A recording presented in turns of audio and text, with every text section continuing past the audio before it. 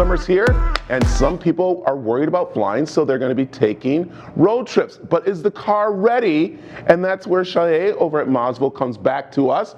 And Shaye, we got to say that more people are getting on the roads, but they're not getting those cars checked. And right now, it's very important, right? Correct. The first thing that people always forget about is an emergency kit. It's crucial, especially with this heat. You want to make sure that you have power bars, extra water, coolant, jumper cables, extra medication. Make a little emergency phone number list. I know you've got your cell phone with you and it's all in there, but what if your battery dies and you need to use somebody else's phone? You want to have that cheat sheet of whether it's your doctor, your pediatrician, whoever that is, to have that in the glove box and ready. So emergency kit is the number one thing that you need to do before you even think about taking a road trip. So, okay, what about the engine? What's some things I can do that's going to be helpful there? Very easy to do. Yeah, with our extreme heat, you want to make sure rubber components, tires, belts, and hoses. It's crucial to also check your spare tire to make sure. People always forget it's back there because you don't really use it. Not everybody gets a blowout all the time, so it's forgotten. So if it gets dry rotted and the day comes that you need a spare tire and it's no good, then what's the point? So you want to make sure that you go into your mechanic shop and have all your tires, your belts and hoses, fluid levels. Make sure most coolants nowadays on newer vehicles are extended life, so you don't have to worry about flushing it like back east with 4-season climates. You do winterize and summerize. With us, we're neutral. We got one coolant that lasts about 80 to 100,000 miles. You're good there. As far as tires, on the tire there is an actual 4-digit code that tells you the actual month and the week and the year of when it was made. So if you're not sure when you got the tires, go and find that 4-digit code. The first 2 numbers are the week. The second numbers are the year. So if it says 2208, that means it was the 22nd week of 2008. So that's an old tire. Anything 5 years or older, you should replace.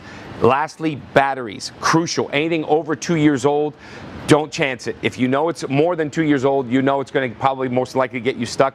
So have your battery checked and get that replaced and be proactive. So, okay, let's talk about those people who are getting the trailers, maybe for the first time, and their car's not used to pulling those trailers. What's some quick tips you want to remind people about when you are taking those trailers with on the vacation?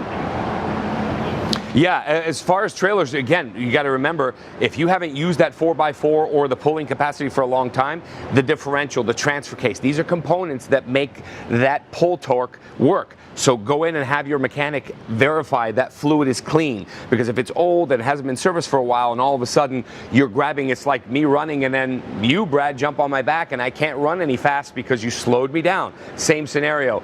If you pull a trailer on here and it's not used to running because of that fluid consistency being burnt or old, it's crucial to have that serviced. So, all right, let's, I know a couple of things I'm jumping around, but I want to ask you, are you still offering seniors the opportunity for you guys to come get their cars and you take care of them? Because I know that was a little worry with some of our seniors going out and getting things done. Yes, absolutely. We get a lot of people, even though it's kind of lifted a little bit now, we're kind of feeling semi-normal. There's a lot of people that are still worried, so we're still offering that. We'll come in and pick it up, get it serviced, disinfected, and return back. Touchless, nothing to worry about. If I can also let you know that a lot of these, especially local, in-state, and if you're traveling to California, whether it's Los Angeles, San Diego, make sure that you check with the Arizona Department of Transportation that some of these rest areas, because of the COVID-19, have closed. So if you've got kids and family and you need to use the restroom and they're closed, you got to time it. So make sure you go to 511.gov and verify which rest areas are still open and which are not, so you can gauge it and time it to make sure that you go to the restroom before you get stuck. So, okay, let's talk gas, because you made a good point there. Traveling across and putting gas in the car in different states and stuff. Should I be changing up the gas out of my car? Say, for instance, right now I'm using regular, but you know, I'm going to want to put the premium in. Should I wait a certain time before I do that, or can I right away just put it in the car?